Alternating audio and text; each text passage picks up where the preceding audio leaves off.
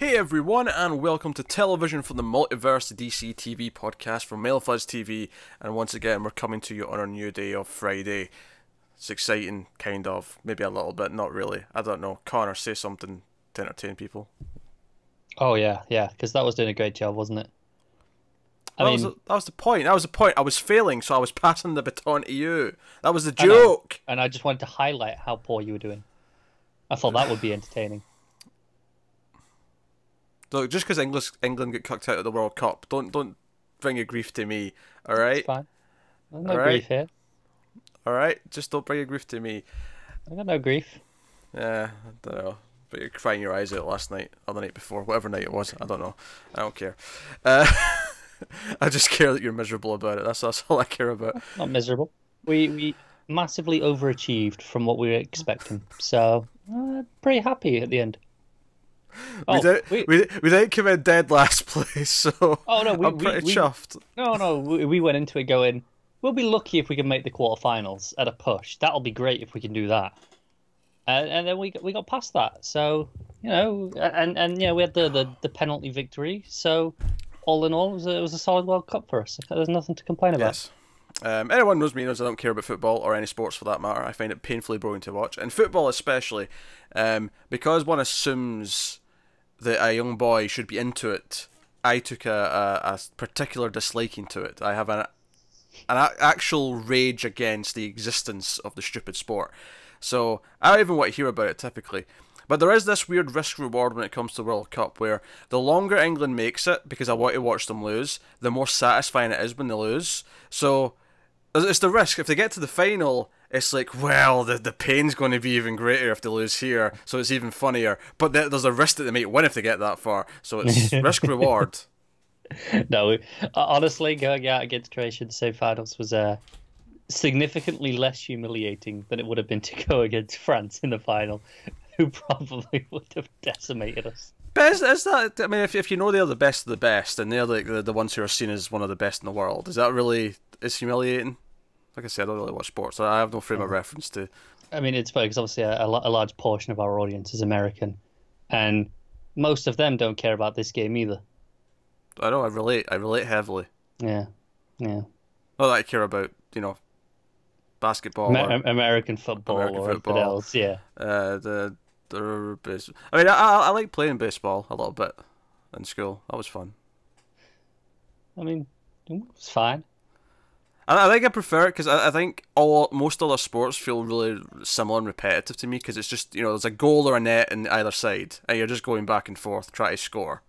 That's way more boring to me. Whereas something like pool or baseball, where I feel like there's a bit more unique strategy to it, as opposed to just try to score back and forth. Well, fair enough. I mean, I disagree on the strategy part. I think most sports have an element of strategy. Quite a lot of it, admittedly, but baseball's never been my favourite of the batting sports. I'd have to go with cricket personally. That's even worse. That's just a straight line. At I least mean, in baseball, you run a nice diamond. Sure, but the outfield is all pretty much the same idea. Of you got all your catchers and except cricket lasts for days. They can't even fit a game into one day. Not the 2020 don't. I don't know what that means. It's just a shorter tournament that gets done in a day. That should be the longest one. There should be a single game of any sport that takes more than one day to play. There shouldn't be a game of any sport that takes longer than 2 hours max. Snooker takes place over multiple sessions. That can go over multiple days for a game. That's probably a bit long. You could simplify it. Cut it down a bit. Fair enough. Wait, what? Why? I mean, because I assume there's rounds and frames in snooker. Yeah, it's just the amount of frames that you go, and you usually get 9 frames done in a session. Why not just play once, and the one who wins, hits pots to black, they win, done. I mean, that's definitely not how snooker works for a start.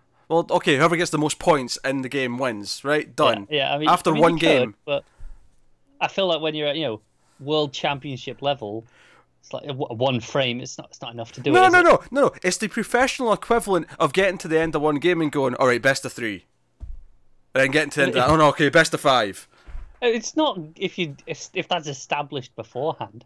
That's how it established, though. You go back 100, 200 years, whenever it established the rules, this is what happened. Is some asshole couldn't accept that he was losing, and he said, you know what, let's turn this into 10 hours long. I think the final of the World Championship for snooker is best of 21.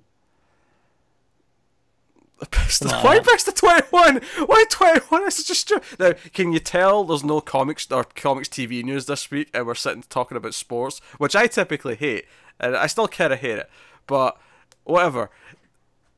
Snooker's alright though. I mean, I don't necessarily want to watch snooker or pool, but I don't mind playing snooker or pool. That's a fun, less athletic, just strategy sport. Still need to be able to do the actual shots though. Even if you know sure. Practice. I mean, I'm shit at it. Practice is still required, but it's not athletic. It's not. Yeah, no, I'm with you. Running around. It's not. No. You can do it. You just stand next to a table and you can probably drink a pint while you're doing it if you so wished. Yeah. All right, that's enough of this shit. That's not what people are here for. They're probably 7 minutes in. They're like, "What are they talking about? We're talking about sport." Yeah, I don't even know what we're talking about. 7 minutes. I don't even. Yeah. World Cup. You have been cutting me off 20 seconds into anything I say. Yeah, but now England lost. It's funnier. Yeah, it's fine. We can talk about it now. Yeah, it's funny now.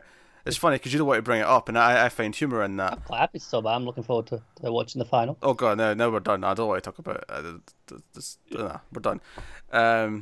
But to sum up, I don't think there's a single sport that I actually like watching. I understand playing sports. I get the playing them. I understand the competition, bit of exercise. I understand all that. Watching someone else play and giving a shit if they win, I don't get.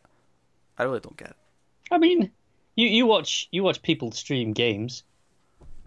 It's no different. It's totally different. No, it's not. No, if your argument was that I watch people play multiplayer games where there's a winner and a loser, you might have an argument, but I don't. I still think it's pretty similar. It's not even remotely similar.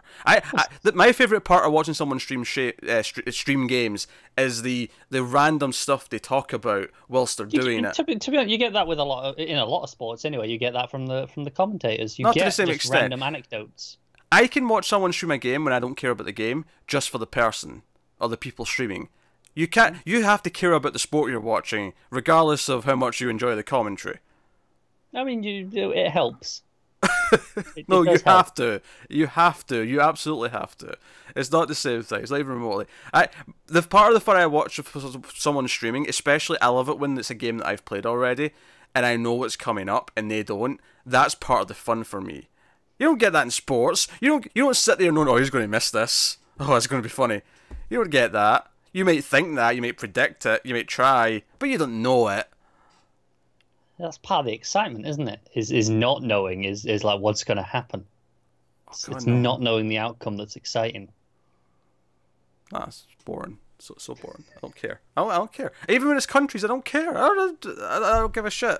Scotland could win nothing ever, and I don't really give a shit. It's fine. They're never going to win anything ever anyway, so it's good fine attitude to have. Okay, what a bunch of tangents to start this off. So we talk about DC TV shows typically when we get to it, and we're in the off season. Sometimes, apparently. Hence why we're letting ourselves tangent a bit more, because we're in the off season. There's no new shows to talk about. There'll sometimes be a bit of news. There'll probably be some news in a couple of weeks because Comic-Con's happening, but none this week. But what we're doing is we're working our way through some old shows. This week we'll be talking about an episode of Lois and Clark, an episode of Smallville, and 2 episodes of Young Justice Season 2. That is what we're going to be doing. So without further ado, we're going to start off. There'll be timestamps in the description, of course, as always. But we're starting off with Lois and Clark, The New Adventures of Superman, Season 1, Episode 14. It's called Illusions of Grandeur. So full spoilers for each episode, of course, as we talk about them. So this is another one that I remembered. Basically as soon as it started, and part of the reason why I remember it is because I think, when it first aired, I saw the episodes here or there because I was a kid and I didn't know how to keep a schedule or whatever. But I always remember in the season 2 opening credits, there's the shot of Lois coming down the chute and landing on like some pillows or whatever. That's in the opening titles next season, and I always remembered wondering what that was from, like that shot of her going down the chute. So this one, when you finally saw it, it was it's this one. Yeah, it was a magic trick where she goes down into the basement, and I was like, okay. So I always kind of remember this one for that reason. But the episode is about a magician who is kidnapping children from very rich families and holding them to ransom. And Lois and Clark, of course, are going to investigate this. Because, of course, one of the things that spurs this on is that they kidnap the wrong kid. They kidnap the friend of the rich kid. And this poor mother is like, I want $5 million by tomorrow, but, like, I'm poor. Yeah, not happening. Yeah. I could maybe scrape $500 maybe, but that's about it probably. Yeah. So Lois and Clark look into it. And to be fair to the millionaires, when they come home, because they're away in safari, because rich people do that. Is that like a quota you have to fill? Like once you're a certain level of millionaire, it's like, well, I need to go on safari, because it's just what we do. It might well be. I mean, why not? You need to fill a quota, safari, caviar, and something else. I don't know, what's another rich pastime? I don't know. Ask me when I'm rich. Date a supermodel, I don't know. This is the quota of things you have to do when you're rich enough. But yeah, so they're like, no, we're going to pay it. Don't you interrupt. We care about this kid too. Because I was half expecting the plot to be like, with them being like, oh no, we're assholes. It's not our child. We'd love to help, but we're not paying $5 million for your kid. Yeah. We can't blame them too much. But they're quite reasonable. No, they're willing to pay it, and they even say, no, don't call the authorities. We'll pay it, and we'll get the kid back safe. It'll be fine. Yeah, just get it done. Yeah. To the point where they're actually mad at the prospect that these reporters are even involved. They might mess things up and send it all off. So this one's notable because the lead magician, the lead suspect, is Penn of Penn and Teller. I don't know if you knew who that was before you seen him. It was bothering me for a little while. I'm like, I know this guy. It clicked towards the end. I was like, yeah. Admittedly, I wasn't sure which one it was. I knew it was Penn and Teller, but I didn't know which one of the two he was. Yeah. I just know them as a pair. But yeah, so he's here and he's doing some magic. So obviously this is very much I think in like their prime in the mid-90s, and it's actually quite funny. Like, so they get this case where this kid's went missing in the magic trunk, and they just happen to be going to like a magic show. Like with the because Perry and Jimmy, there's like a Daily Planet outing, and this magic show, and it's just convenient they happen to be there. And of course, something that one of the other kids said about what the trunk looked like kind of matches one of the designs in the Penn magic show, and he's like, oh wait a minute. Even the invitation card that Clark holds up, to after they've got that lead, it's the blue with the stars and moons. Yeah, everything on the inside. Very on the nose, shall we say? If he is the kidnapper, which spoiler, he's not. But if he is the kidnapper, he's really painting a picture here. Yeah, he's not doing a great job, is he? Which I guess kind of explains why, because it turns out to be his assistant, and I guess that's maybe why she's making it so obvious, is because she wants him to be the suspect. Yeah, let him take the fall. Yeah, maybe I'm reading too much into that, because even once people start like catching on and Superman shows up and Lois is captured and all that, she just uses hypnosis to like deal with everyone anyway. So I mean, I don't know if it mattered if she was making someone else guilty. Because this is the thing, I have a lot of fun with this episode. I do think the final like 5-10 minutes goes off the rails a bit, where it turns out she's got this plan to like beam a satellite, like a hypnosis channel into every TV in the planet, so she can mind control the entire world. And I'm like, what? Yeah, just her kidnapping the kids to make money was fine. That was enough. That was entertaining. It was kind of evil, and she was controlling Superman. And even that, like, oh, you can mind control Superman. Maybe like that could lead to like another plot of, okay, what's she going to make him do? Like, outside of just like, she uses him as a henchman, kind of. But like, if you could control Superman and you're evil, like, you'd be getting up to all sorts of shady shit. Yeah. It's this show's version of magic affects Superman. Yeah, but of course we get the introduction to the hypnosis because they're at this magic thing. And Perry's skeptical, so this other hypnotist gets him up. As Perry's sitting down, he's like, "Well, this might not work because I'm a very strong-willed individual, you see." And he's laughing away. And then it's actually Jimmy's like, "Oh, I've got a suggestion for a planted thing, the trigger word." And we find out the next day that the trigger word is chief, but only if Jimmy says it. It has to be Jimmy's voice. It has to be his voice. So basically, because Perry keeps turning down his story ideas, he's basically got him programmed to say, "That's excellent, brilliant. That's brilliant, Jimmy." And he holds up his fingers like that. He's like, "That's brilliant, Jimmy."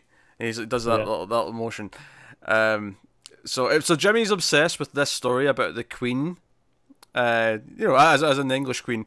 What was it? It was at a party. She did something stupid. Like it was like she was drunk and she did something really silly. Dancing or something? Yeah, something like that. And Perry's like, oh, the queen got drunk and did something stupid. It's not exactly, big news. And I feel like that is for most papers.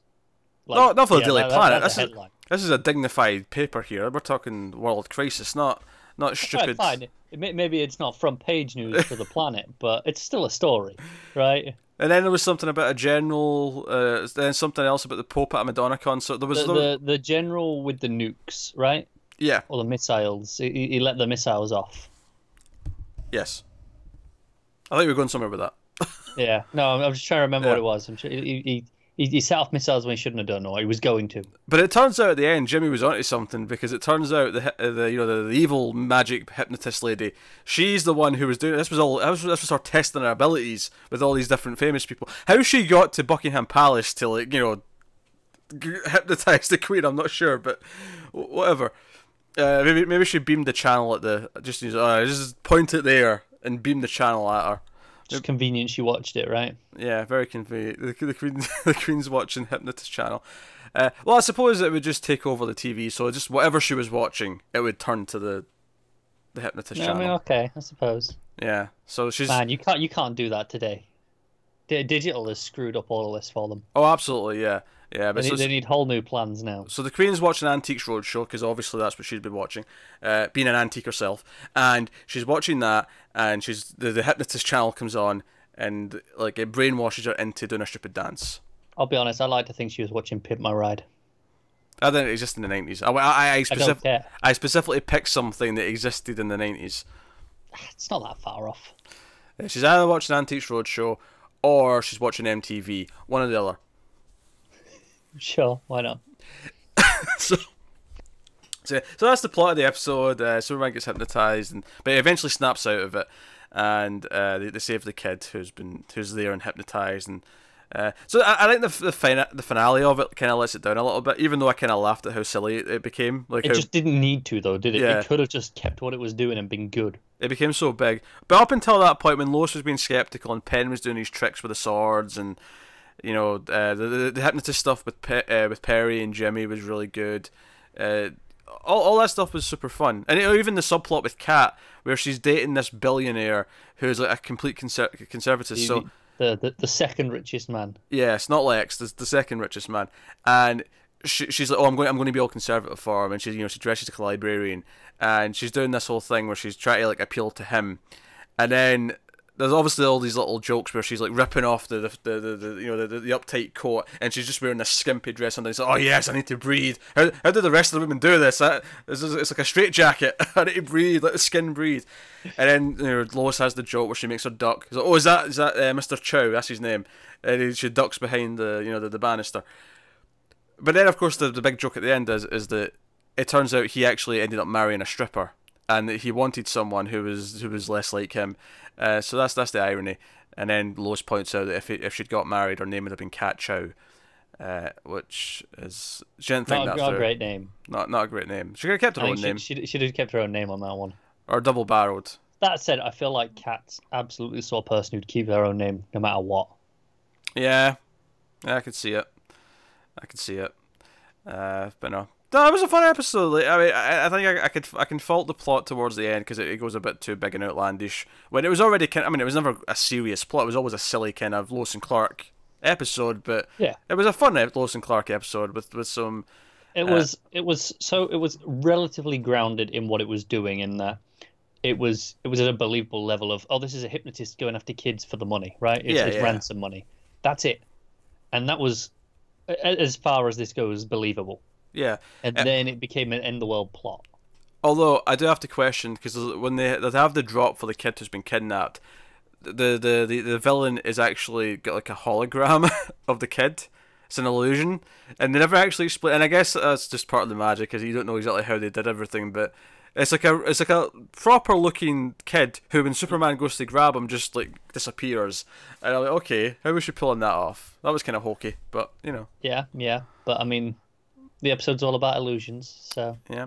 And of course we end with Clark being a bit cheeky and saying, "Oh, you don't believe in magic, Lois? Close your eyes." And he super speeds off and gets her flowers. So she opens her eyes and there's just flowers there, and she's like, she's not very impressed. "How did you do that?" He's like, "I can't reveal it. It wouldn't be magic anymore." I love though that because we know how he can do that.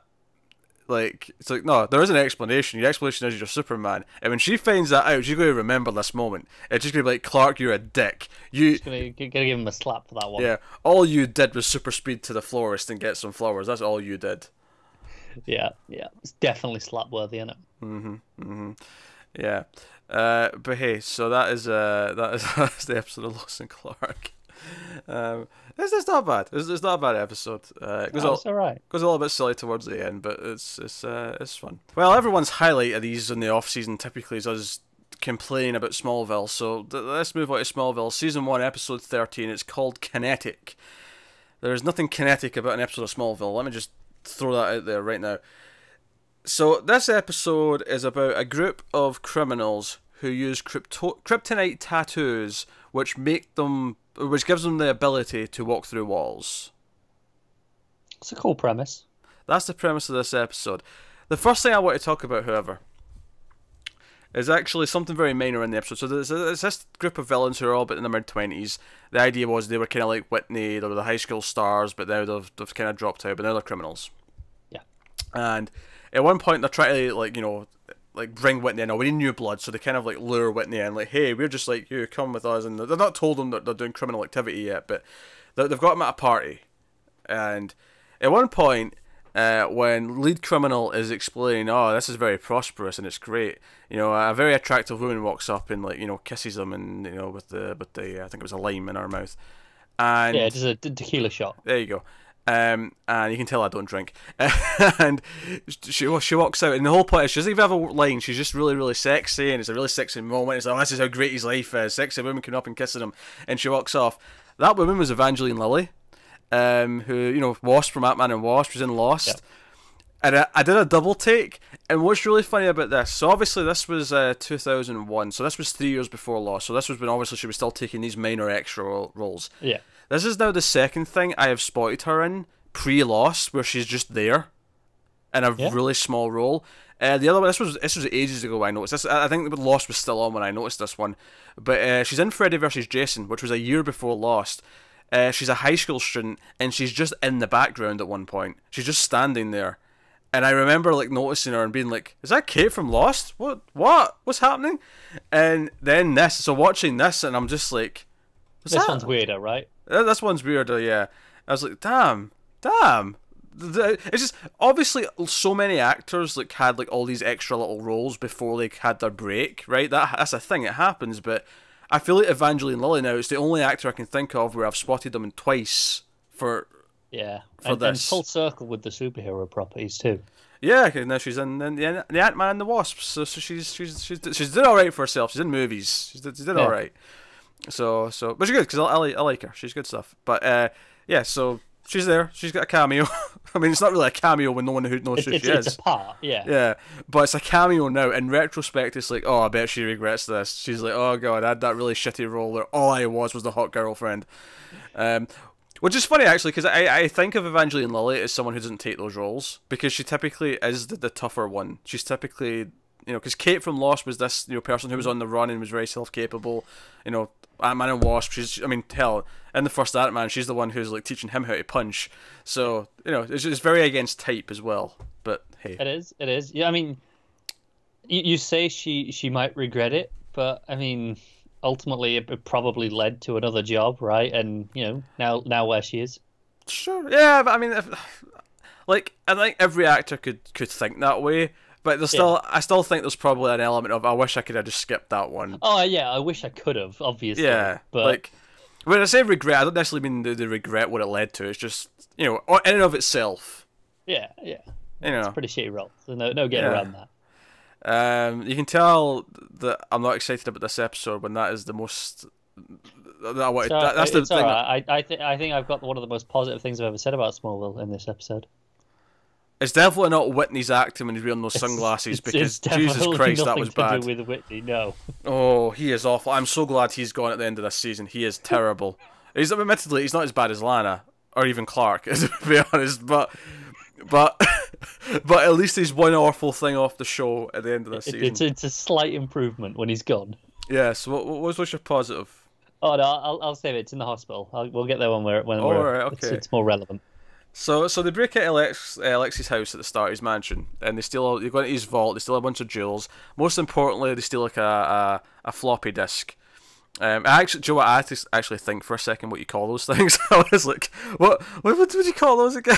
Floppy disk. It's a floppy disk. You grew up with them as well. Like that's the thing. Well, it's not really. Well, I kind of did. Like I never owned one. By the time I had a computer, I was using discs. I was using like CDs really? and DVDs. Yeah, I never used a floppy disk at home.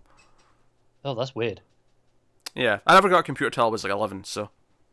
Okay. So they were done by then, basically. I mean, school still uses them for some things. That said, though, the place I worked for like 6 years, just after school, was up until they still had floppy disks. It wasn't a floppy disk. It was like this thing. It was like a stopgap between the floppy disk before CDs became big, and it was like a bigger capacity floppy disk. It was called a zip drive. Oh yeah, the big square ones. Yeah, it was a big chunky one. So it wasn't floppy. You couldn't flop it.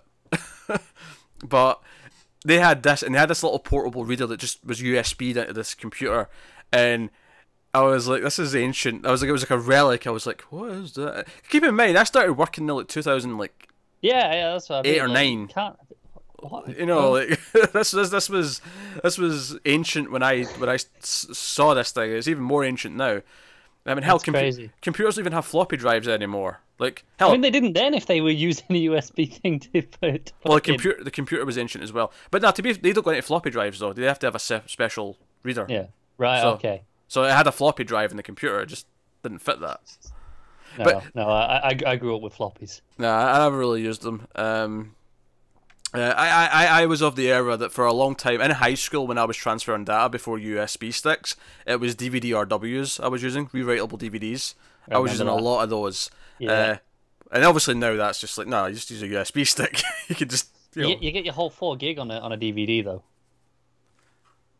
That's true. Yeah. So I mean, for the time that was a huge amount of data. Because obviously the CD was what 750 megs, something like that. Yeah, something like that. Yeah. And then so you got DVD one. Yeah, 4 gig, huge. 4.7, I believe, is the exact. I think that sounds about right. Exact you can tell it's been a while since I've had to use one of them. Whereas now you can just have a flash drive. It's like, here's 100 gig in my pocket. Yeah, it's bigger than the hard drive I had back when I was using computers at that time. Anyway, that was a tangent. Yeah, floppy disk, ancient technology. But but he's got a floppy, which, by the way, even in 2001 feels a bit.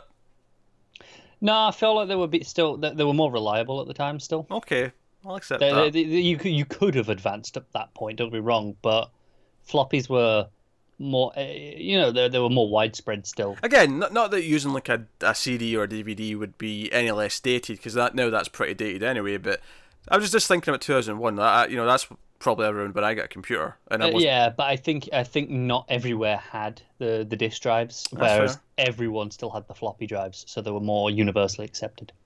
Interesting. Anyway, so Joe, it's weird to talk about a show that feels. I mean, like, this is a show that started in 2001. It's a 2000 show, but it feels so dated now. And so, yeah, even the point where in the hospital they're like, "How did you get internet?" It's like, "Oh, I hooked into the phone line." Oh yeah, no Wi-Fi.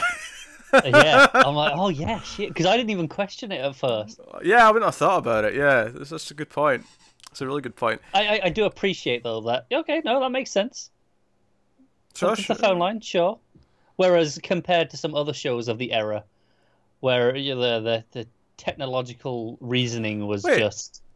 If she's jacked out of the phone line, does that mean like somewhere else, like on the floor, someone's trying to use the phone and it's like not working? And it's just giving them the dial tone. And like something wrong with the phone. Someone call the maintenance guy. Get him in here.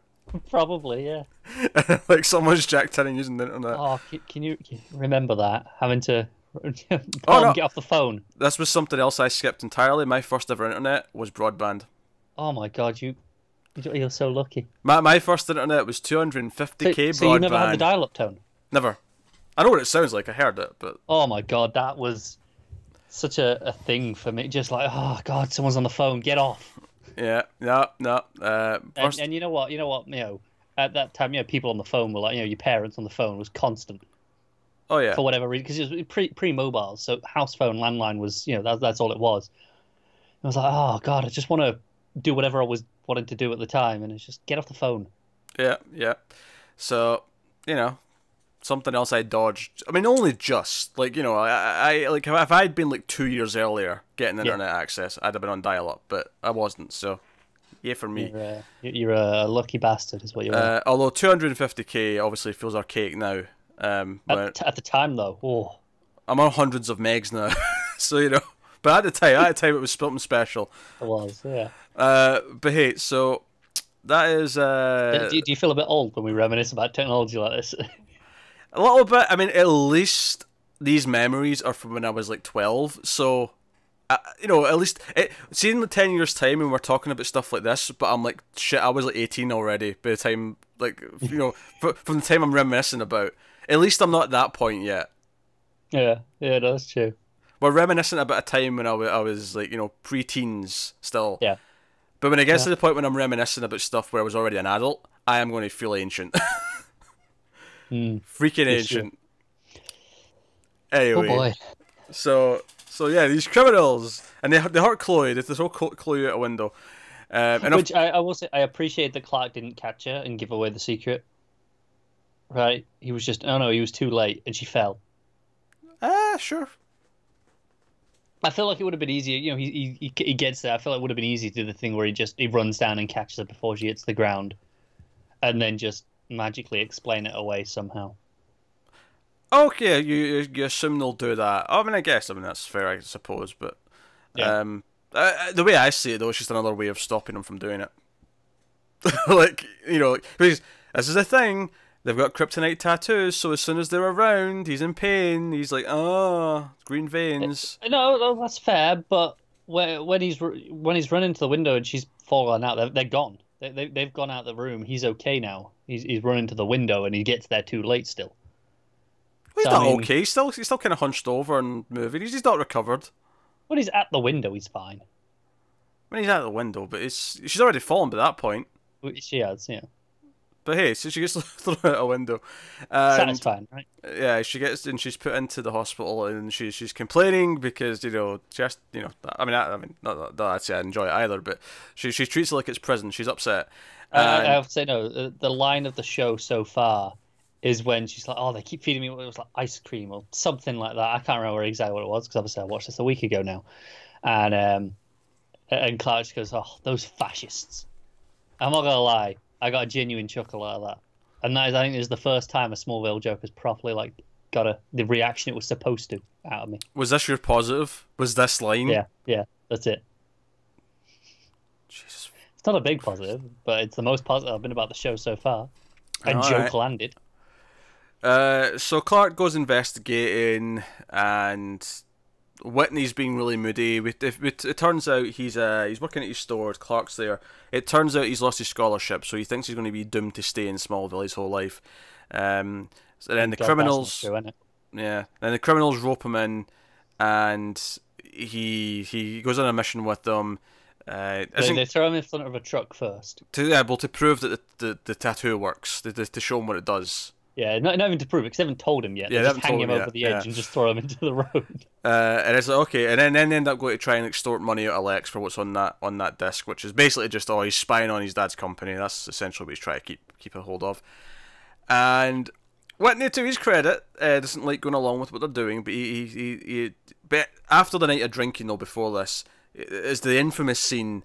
And I'm calling it infamous because, he's pretty awful in this episode in general, but the scene where he's got a hangover, so he's wearing sunglasses whilst he's working at the store, is the most ridiculous bad thing I've ever seen. well, that's a bit hyperbole, but it just he's standing there at work with sunglasses like anyone would let him do this. I mean, I guess because his dad owns the place and he's in hospital, so Whitney's, I guess, kind of the boss right now. Maybe he gets away with it. Yeah, maybe. I mean, why is no one calling us like, hey, dude, you got a hangover? How old are you again? Yeah, no one does. No one actually. I mean, to be fair, I wasn't thinking that when I was watching it because he looks like 26, but but you can't argue with it because he's meant to be what, 15? 16. 16? I don't know. He must be. Yeah, he must. No, I think he's meant to be older than that because if he's talking about a scholarship, He's gonna be a scholarship. He's gotta be 17. I think he's at least a year higher than Lana and Clark are. That makes sense. He's got to be like 17, going on 18. Yeah, I think he's in his junior year, going into his senior year, maybe. Yeah. Okay. No, that makes sense. Or maybe he's already in his senior year. I'm not sure. He's up. He's higher up. But regardless, he looks 26. So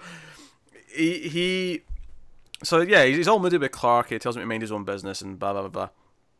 And then he eventually comes to his senses and he comes to Clark, and they concoct the plan to go and find this disc, and sure enough, they get there, but then the bad guys show up, but then Lex shows up and saves them, and he's there. Oh, I came for my friend Clark, not for the disc. I'm here for you.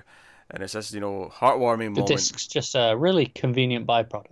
Yes, well, it's already been destroyed. Clark crushes it in his hand in front of the bad guys. Yeah, but Lex doesn't know that. Yeah, Lex doesn't know that. So that goes. That's basically it. I mean, the other subplot is that Lana wants to save the theater, or at the very least, like, not have it ripped down and turned into a parking lot.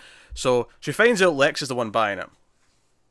And I thought, this is awfully convenient because Lex will be like, I'll somehow save it and then find a way to blame it on Clark so he gets all the credit, right? That's what I was thinking. As soon as it turned out to be Lex, I was like, that's what he's going to do. He's going to do him a solid. It's like, oh yeah, it's been saved. Clark convinced me. So, how could I ever thank him? Well, Lana, I've got a few suggestions on that topic.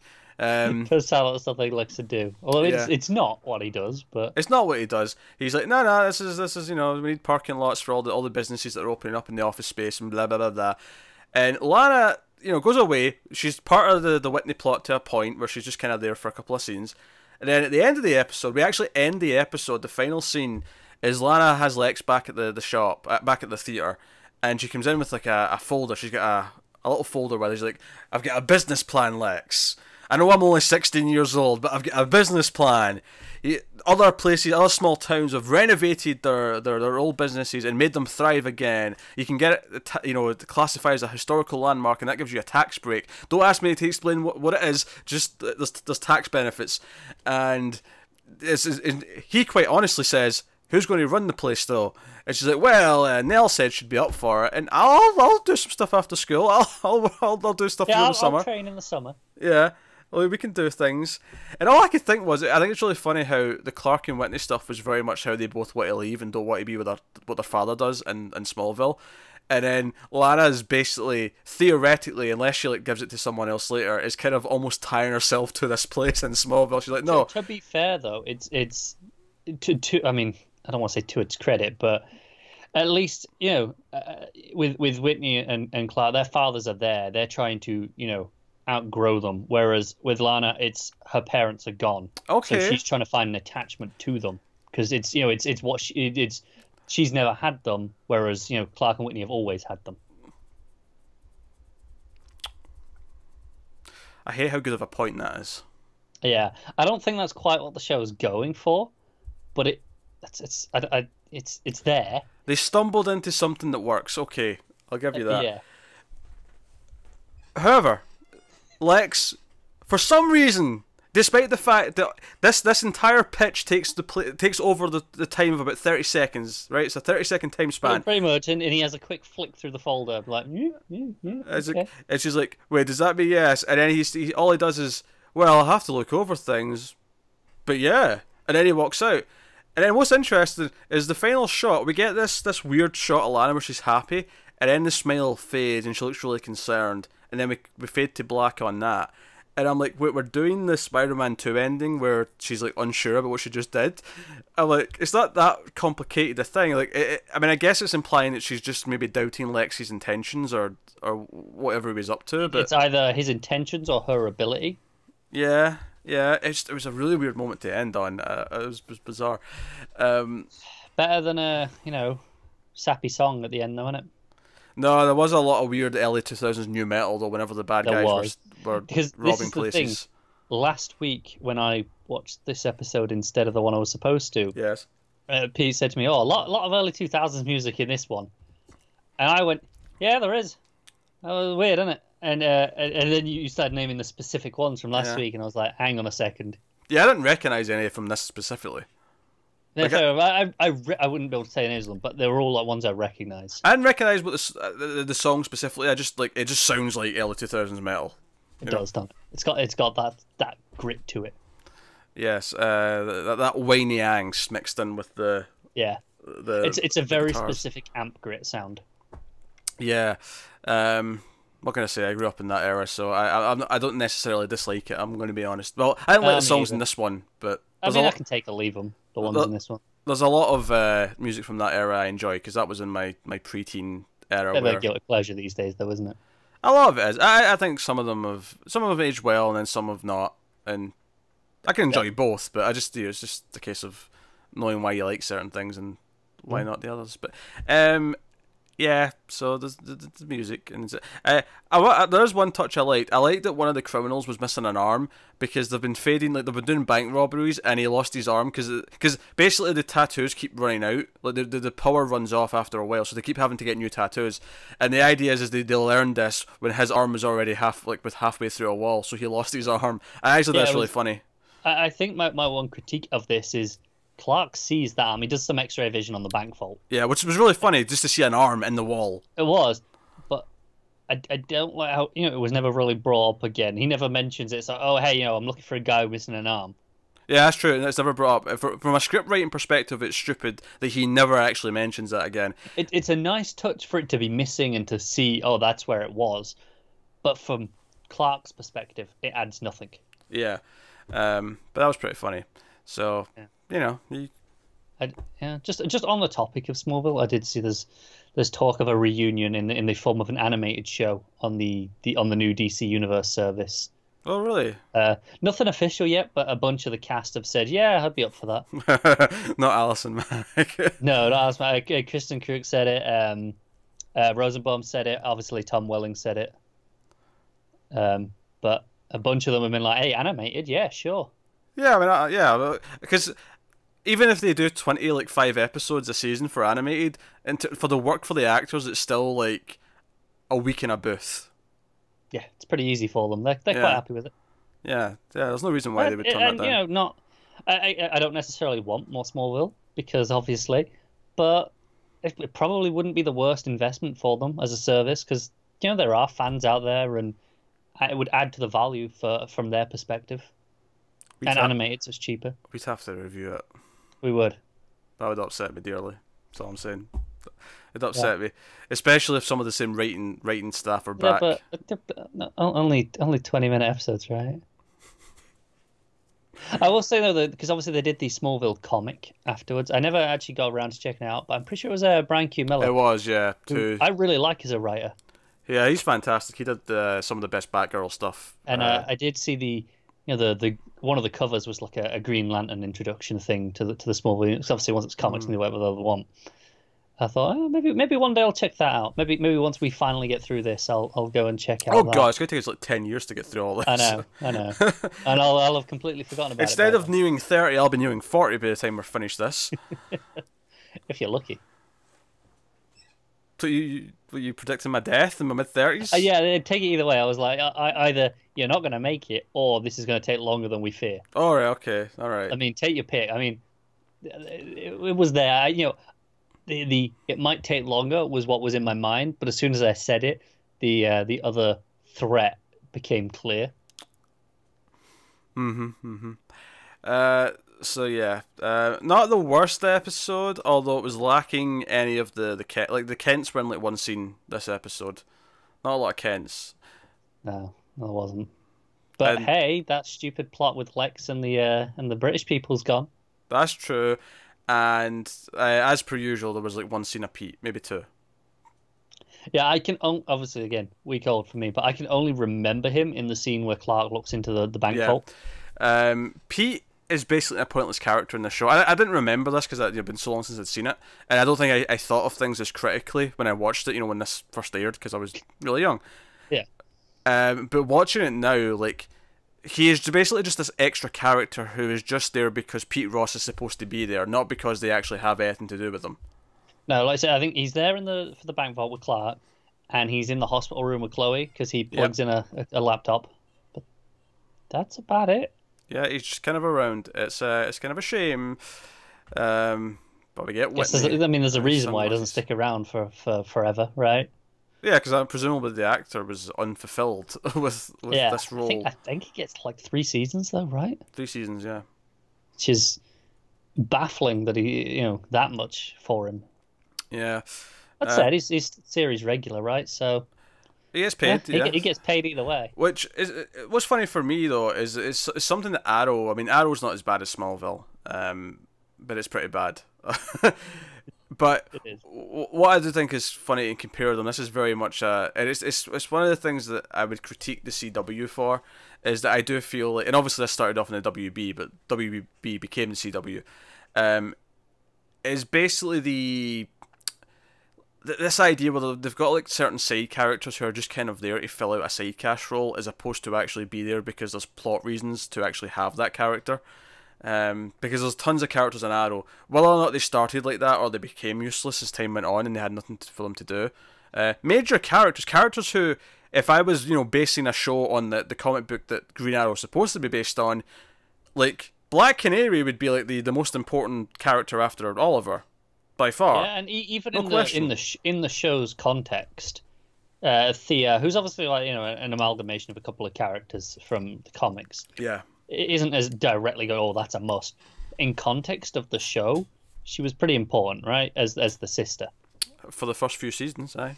And then she just kind of went, forget it. After Bloodlust, it all just kind of went downhill. It did. Which is funny, because Bloodlust was pretty downhill as it was. So, there you go. That's Smallville. Kinetic. We'll made it. We'll see what next week holds. Oh, this heat! I'm miserable. It's pretty rough, isn't it?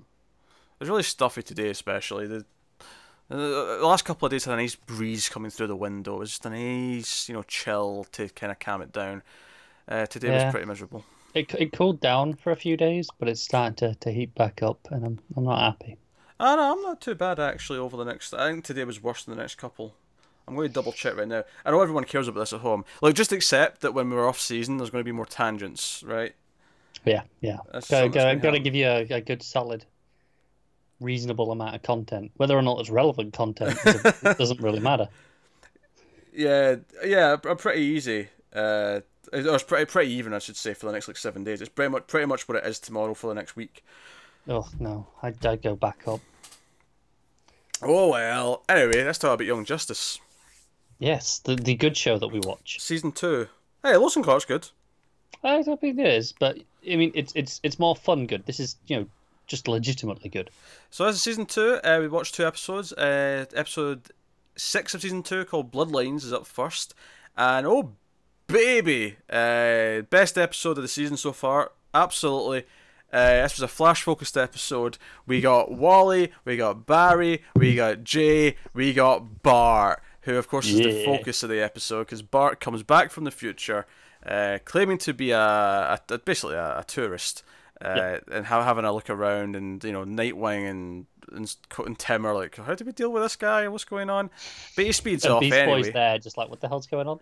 Yeah, and he ends up going back to the Flash family house, and lot of jokes here. I loved when Barry's like, hey, we don't even have kids, like, how could you be my grandson? And Iris is like, oh Barry, I was going to tell you tonight I'm pregnant.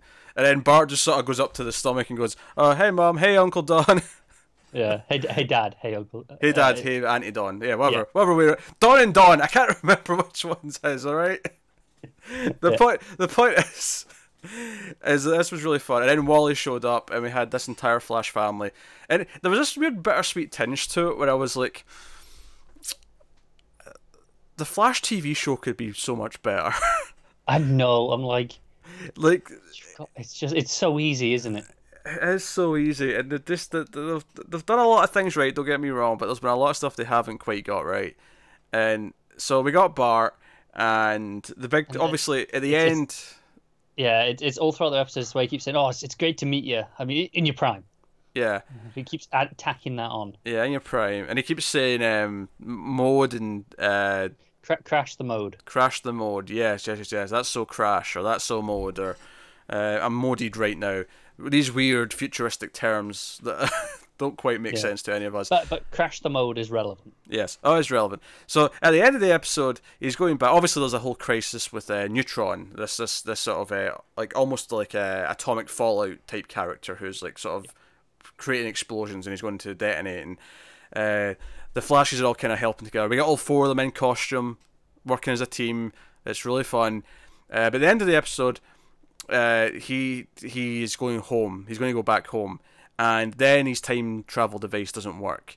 And he's like, "Ah, you hunk of junk." But then we actually cut back. There's a little tease of this scene at the start, but we cut back to this sort of this scene where he's about to leave from the future, and we find out that he's working with Neutron in the future, who it seems to be a good guy, and he's got like an inhibitor around his neck. And in the present day story, we actually see that Bart puts like a little device onto him which cures him there in the moment. Yeah, and it's worth noting that even when he's being evil, he is being controlled. He's not Yes. doing this of his own free There's will. some shadowy figures controlling him too. We don't quite get to see. They didn't look like proletarians for a start. I'm thinking they're related to the mystery person who's in the light.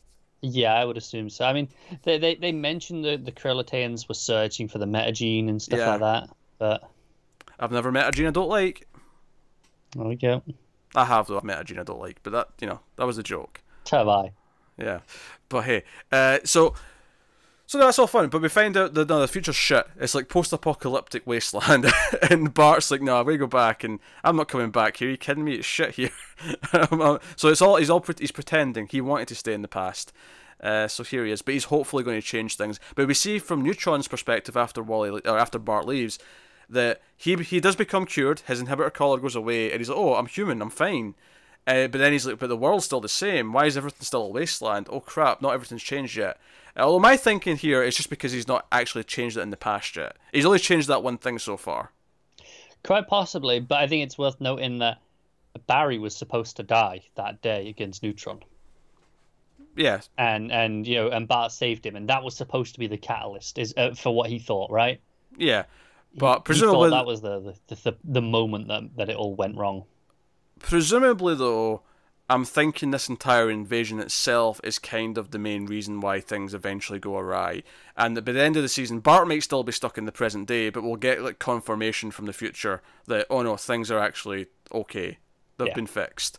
And Bart will kind of stay here as like an anomaly, essentially. Because that's what Bart does. That's what Bart does. But no, it was really fun. It was seeing some of my favourite characters like interact, and the focus on them was great. That scene where you get the four Flashes together. Yeah. I'm like, oh yes, this is what I want. Yeah, running around, Wally complaining that he's being lapped. Very amusing. Yes, because Wally's a bit slower than the Allens. Which is funny because in the comics he becomes the fastest, but he does. But in this show, yeah, it's fine. No, he's slower than the Allens. Yeah, whatever. But no, it's super fun, super fun. I loved it a lot. And then the second episode we watched, which was episode 7, and it was called Depths. And this episode was actually really cool as well. This was a really like serialized episode in that it was dealing with a lot of things that we've been building up to. And we actually start the episode with Artemis. She's coming back into the field for a little bit. Wally's not too happy about it, but she wants to do it. And she's like, "No, trust me, I'll be fine. I'll be back. Everything's going to be okay." What's the worst that can happen? And she goes off, and we get the scene, of course, implying that she's going to die later. We see, like, Dex try to give her mouth to mouth, and it's like, she's dead. I could, because that was the cut. It went from what's the worst that can happen to she's dead, and I could hear the Always Sunny title credits. What's the worst that can happen? Artemis dies. There's the fountain in Philadelphia. Driving past it. Yeah. Do you know the funny thing about those open titles to me is that it does literally feel like someone's just in the back of a car holding a camera for the whole thing. That's exactly what it was. I know they've spoken about in interviews how they believe it is the cheapest opening credits ever produced on TV because they were told they needed one, so they just drove around at night with a camera and went, "How's this?" Yeah, and got some royalty-free music. Yeah. And they've basically just kept it, and it's fine. Although when they turned HD in like season 6, did they reshoot it so that it fit with the new? Sure. Because I'm pretty sure it is 16:9 with the new episode, but I don't know if they just cropped it, so it still just looks like shit. But the rest of the episode looks fine. Because it's the sort of thing I can see them keeping for the charm. Because I know Lost came back up. Hey, we're talking about Evangeline Lilly earlier. No, but Lost, like its opening title, which is just like the title coming towards the camera, and it's out of focus. It comes into focus and goes back out of focus. It looks a little bit shoddy. It looks a little bit, there's jaggies, the anti-aliasing's not quite there. It looks a little bit cheap. And someone asked once why they still had that. And it turns out the reason why they kept it is because for the pilot, because they aired the pilot early at Comic-Con in like 2004, whenever it first aired. And the title sequence wasn't done. They didn't have the title for the episode. And one of the producers did it on his laptop on the plane ride to Comic-Con so they could just insert it. And just out of like the memory of doing that, they've just kept it in the entire time. So it's there for the entire show. That's the one he did in the plane on the ride to Comic-Con, just so that they could have it ready in time. I get it. Makes sense. It's a neat touch. It's kind of like, oh yeah, it looks a bit shoddy, but you get away with it because it's got the history it's a behind title it. sequence. It doesn't really matter. It doesn't really matter, no. But yeah, so it's lovely. But yeah, this is super serialized. I think the first thing that I was really getting into is I love the team dynamics here, the way they were all kind of helping. There's a mission here. The Ferris aircraft is setting up a launch to Mars. They're going to build like a colony on Mars with a direct channel between them. Yeah, they're launching this satellite to communicate easier, I think. And there's people against this, and do you know what? There's this like TV personality dude who, as soon as he started talking, I went, wait a minute, that voice, and I sort of leaned in and listened to it, and I'm like, and it became clear after a few lines, I'm like, that's Tim Curry. Yeah, we've had him a few times this season. Have This the first time you clocked him. Yeah, G. Gordon Godfrey. He's been the guy on the TV since the first episode where we had all the anti-alien stuff. All of that stuff's been him. Well, I just didn't remember that, but he's not been in that many episodes. He's been in like 4 of them, maybe. He has not. He has. This is episode 7. He has not been in 4 episodes before now. I can think of him at least 3, including this one. I can check. I'm sure of it. I'm checking. There's no way. There's no way I've not noticed him for 4 episodes. I'm sure he's been at least 2 before this one. I'm pretty confident of that. This is absolute madness. Absolute madness. Maybe 1 and 2. Well, not even. No, he wasn't in 2 because 2 was the one that was all in Ran. Yeah, he was definitely in 1. I'm sure of that. Hold on, what year was this? 2011. You go checking his episodes and see. I'm checking his episodes. I'm not believing this.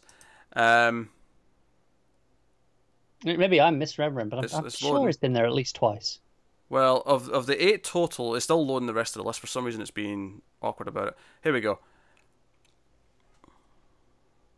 He was in 2 before this. Right, so this is the 3rd one with him. So, my 4 was a bit much, but when I said, he's been at least 2 before this, I was right.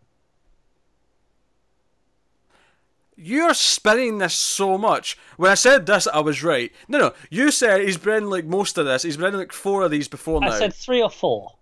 You said 4. I said 3 or 4, including this one. No, you did not say including this one. You are padding this so much so that you sound more right. You're wrong. You're just wrong. No, you're just 100% wrong. Shut your ginger face. You are wrong. He was in 2. He was in the first one, and he was in Alienated, which was the 3rd one, I think. Yeah, that's the one with all the Krolataeans, right? Where I'm sure. Aye, sure, whatever. It doesn't matter. You're wrong. The point is, you were wrong. I wasn't. I said he was in at least 2 before this. You said he was in 4.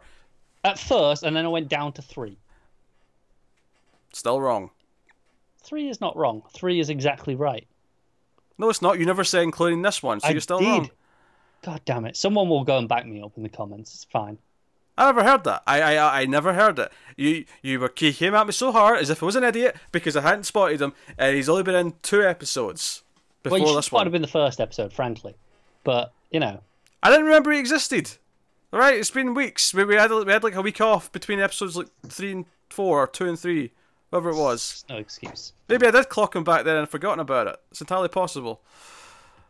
Maybe, but you didn't mention it before. It's entirely possible. But yeah, it's Tim freaking Curry. Why? So this is your fault. Oh, of course it is. So it's always your fault. You always start these stupid fights. I don't know when I'm right. And it's up to me to finish them. So Connor was wrong. That was the important part. It's alright, there's video evidence backing me up. Audience will have my back. Yeah, well, I've already got people on my side about Crouchgate, so don't you even start.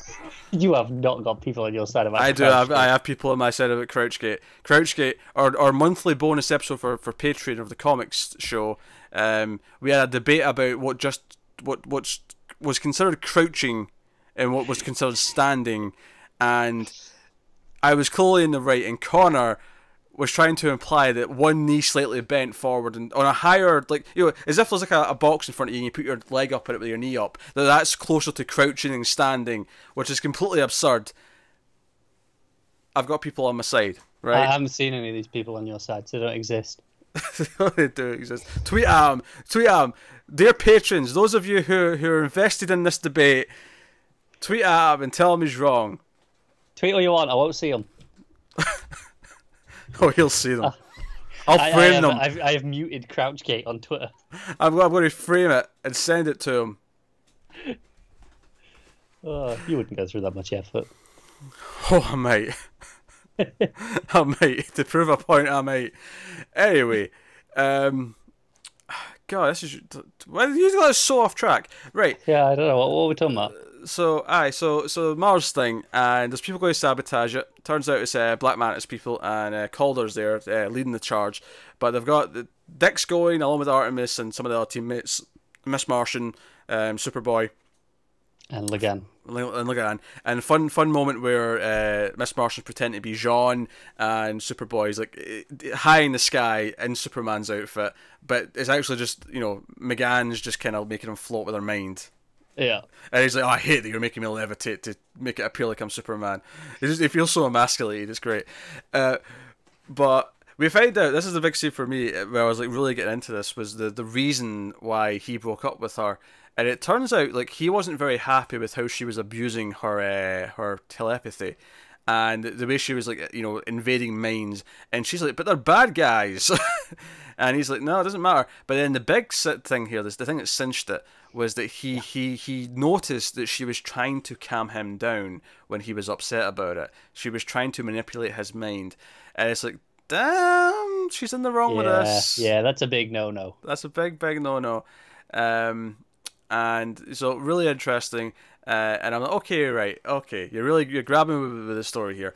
Combined with the fact that Artemis is like almost dying, and then we get the big twist that she's not actually dead, and this whole time Calder is deep undercover, still working for Dick, but only him, Wally, and Artemis know about it. And now Artemis is undercover, but she's got a charm from Zatanna, which changes her face, so everyone thinks she's dead, including the Teen Titans in the Justice League. They're all crying their eyes out back at the base. They're all mourning and going, because Dick's gone off at this point, and the others are like, where the hell's Dick? He should be here. And they're like, no, he's gone to tell Wally. Yeah. And immediately, because obviously this is before the reveal, it's like, oh, god damn, that's going to be a rough conversation, that's right? Hard, yeah. But she walks out, and we find all this out, and it's like, yeah. So, no, it's super fun. It's immediately Calder being with Black Man is much more interesting than it was before. I mean, it was cool before because it was like, okay, this is something different. I think the season's finally setting into a groove with me, because I think for the first few I was kind of struggling with the time skip and everything changing, and I was like, I don't really like these new characters. Now we've settled into this time period. We're starting to settle in a little bit. All the characters who were important to me last season have kind of shown up again in some capacity, some of which are very important. And it still feels like, these are still the A-team. Even if they're not always the ones getting screen time, they're still the ones who are the elders who know what they're doing. And now you got Bart as well. And now we got Bart as well. So we have Bart, Connor, and Cassie. We got that trio. Yeah, that's great. All together. I have a question, because obviously I did see it before, so it didn't get me. But Artemis being dead, did it get you at all, or were you always like, nah, this is a cop out? I thought it was effective when it cut to the team all morning back at the base. I thought that was an effective little more. I thought, this is actually kind of dark for a show. But no, because they did the tease at the start, I immediately said, nah, there's more to this. Like, they're going to reveal something of something. I didn't know if it was going to be... I didn't necessarily guess that it was going to be Aqualad's actually on our team, and this is all... But just manipulating. that she wasn't actually dead. Yeah, I was pretty convinced of that. There's also a very minor subplot with Roy and Cheshire going after the real Roy, who they do find, and that's basically the entire plot. They're outside the building, they go in the building, and he's there. Yeah, I think that's actually in the Bart episode. Was that in the Bart episode? Okay, Yeah, it is, that's how small it is. No, I remember, because at the end, it's the real Roy and Bart, and they're like, "Oh, we're going to be stuck with these, aren't we? We're going to be the ones dealing with this mess." That was in the last one. Yeah, and we're always the ones dealing with the shit. This is the problem with watching 2 episodes back to back, and you've got like a minor subplot like that. It could have went either one. It was a fun subplot though. I did like them sneaking around, and they're getting into the monastery or whatever it was, and then the baby starts crying, and Roy's like, "I knew we should have left her with your sister." Yeah, no, this is funny stuff. I do like the pair of them together. But that's all it really was. There wasn't much to it. It was just getting, oh, there he is. Right, we're done. Yeah.